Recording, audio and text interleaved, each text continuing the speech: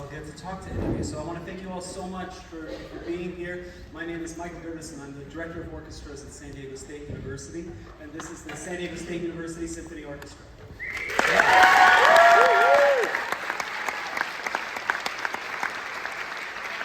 It's a real treat for us to come here to Helix. We're so close.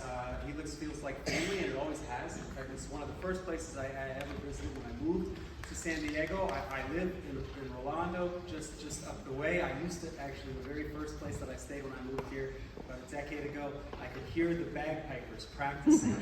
It was exciting. It's also been really special because one of the very first people that I met when I moved to San Diego was Mike Benj.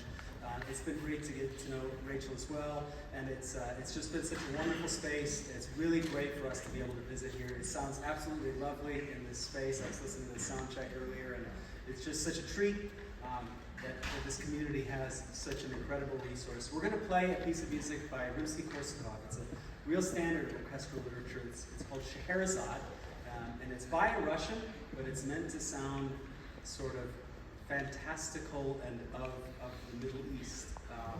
It's supposed to tell the story of 1001 Arabian Nights, and you can leave a lot of that up to your own interpretation.